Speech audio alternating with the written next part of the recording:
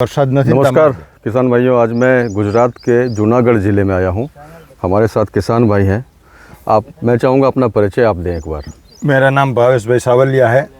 मियावडला गांव है मेरा, बिसावदर तहसील, जिला जूनागढ़।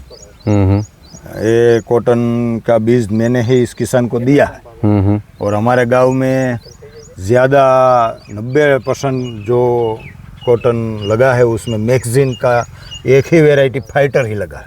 90%? 90%। 10% में कोई अदर वेराइटीज है। फाइटर उस साल हमने लगाया था, उसका रिजल्ट अच्छा होने से पूरा गांव में ज़्यादातर फाइटर ही है। पूरे गांव में लगा हुआ है फाइटर। इसकी क्या खासियत है भावेश भाई? इसका ऊपर से थोड़ा व्यू दिखाओ, ऊपर से लाओ कैमरा। ये पत्ते की जो चमक है, चमक और ये देखो इसका जो फुटाव है ना, चारों तरफ है। ये इसका फुटाव है ना, ये एक समान फुटाव पकड़ती है ये वैरायटी। और उसका जुस्सेदार छोड़ होता है, और जो बारिश लास्ट में गिरती है वो तापमान बहुत बढ़ जाता है, तब इसमें उखेड़ा नहीं आया। भादरवा महीने में मुझे बहुत प्रॉब्लम यही था ये। अच्छा। ये प्रॉब्लम मेरे खेत में पूरा उखेड़ा आ जाता था।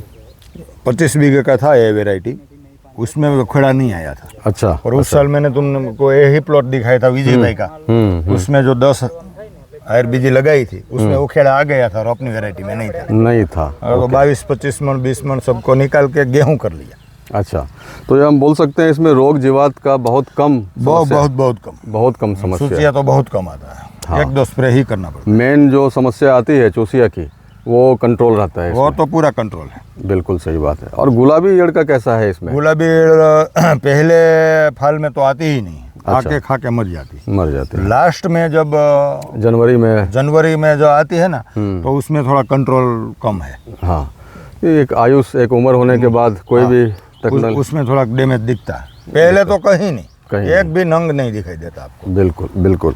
फिर भी आप 1 बीघा में 20 मन के ऊपर अगर मिलता है। हाँ, हम वही करते हैं। हम पीछे बहुत मेहनत भी नहीं करते, क्योंकि पहले का जो फाल होता है ना, वही एक साथ में मैंने 20 मन निकाल लिया। उसके बाद गेहूं लगा दिया। गेहूं 2 खांडी ऊपर हो जाता है, 40-45 मन। तो अगर रबी पाक लगाना है, हाँ, तो ये सबसे बढ़िया है। ये सबसे बढ़िया है।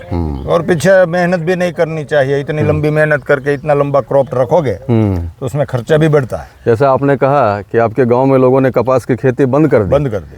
ये उखेड़ा के लिए, जिसको यहाँ सुकारा बोलते हैं, विल्टिंग जो बोलते हैं, पारा विल्ट, और दूसरा गुलाबी ईयड़, तो दोनों का इसमें कंट्रोल मिलता है। हाँ, दोनों का। उसमें गुलाबी ईयड़ में पहले वीणी में तो पूरा कंट्रोल है। हाँ। और दूसरा जनवरी-दिसंबर के एंड में होता है ना, हाँ, उसमें थोड़ा कम कंट्रोल है।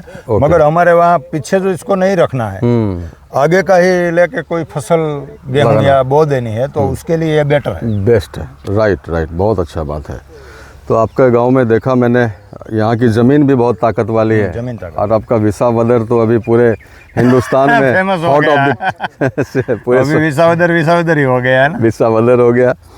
और आप सब ने बहुत मेहनत किया है, और ख़ास करके खेडूत वर्ग के लिए जो आपका सोच है। मैं कल से आपसे मिला हूँ, बात कर रहा हूँ, बहुत आनंद आया मुझे आपसे बात करके। और आपके विज़न में दूसरे खेडूत का भी विकास हो रहा है, भला हो रहा है। तो इसके लिए आपका बहुत बहुत धन्यवाद, आभार। हम फिर मिलेंगे जब इसमें कपास बड़ी हो जाएगी, पूरे बॉल सेटिंग हो जाएंगे, फिर हम वापस आएंगे आपके पास। आपका मैगज़ीन की तरफ से बहुत बहुत धन्यवाद।